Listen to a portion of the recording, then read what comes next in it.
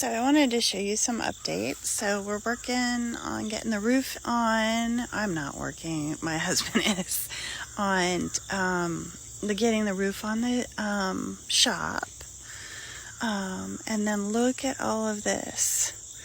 This is my cover crop. It is doing so amazing. This is winter rye, and there's a little bit of red clover in here too. And it looks like it's just going so well.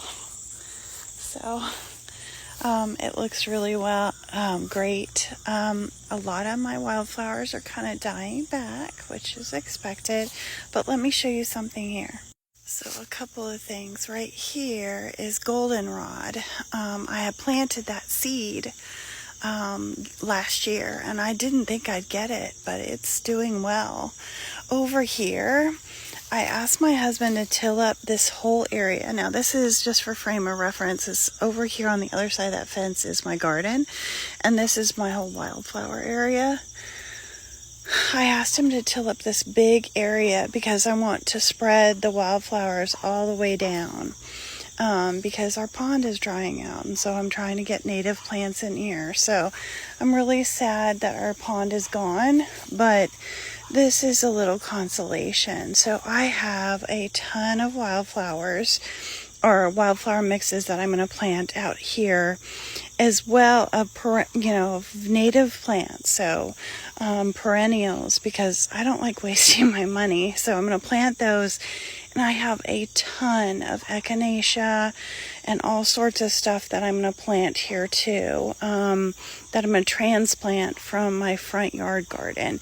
They just don't get the benefits there because they're in raised beds, and I just assume use those for food, right? So I'm going to transplant them over here.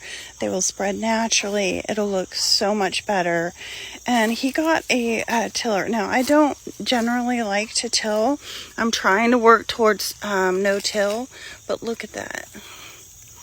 Look at how amazing that soil is. It's going to be great for them. So I'm going to go ahead and transfer some later today. It's a really nice day out. It's a little warm almost, but it looks really good, and it'll be a good day for planting and transplanting. Now I'm kind of walking around the yard because I've got several large plants that are going to be coming or have the potential to grow large. So I'm trying to give them room to grow. Some of the things I'm going to do, looks like the deer have gotten to my hostas. I'm going to be transplanting this over to the memorial garden, which will be fine. And then I'll have this nice area for one of them. And then I have another one over on the other side. I'm trying to make this less maintenance because, but lots of color, because I spend a lot of time on other areas of the yard. And I just assume fill it with flowering plants and make it a little less fussy. This, it looks like some of my morning glory is dying back, so I will be cutting this back once we have our freeze. I'll wait the whole time. I do have a little bit of echinacea here, which is just fine. I've planted a Shasta daisy right here, so I think that'll be a nice place right here. Some of these I might transplant, but the booger to transplant and split will be the other one I'm going to show you. So right here is my last tomato. This is a side yard. These are the peas. They're actually growing quite a bit now. This is my panicle hydrangea, and it's going dormant, but back here, this is dying back nicely, so I am going to be digging it up and splitting it. It is absolutely huge. It's not doing any good here, so just kind of getting in the way. So I'm going to dig this up and put it outside the fence. And then my radishes are doing fairly good. It looks like I have some to pick. I still have Tulsi basil. It just smells amazing. So, and look, calendula has kind of started to bloom again.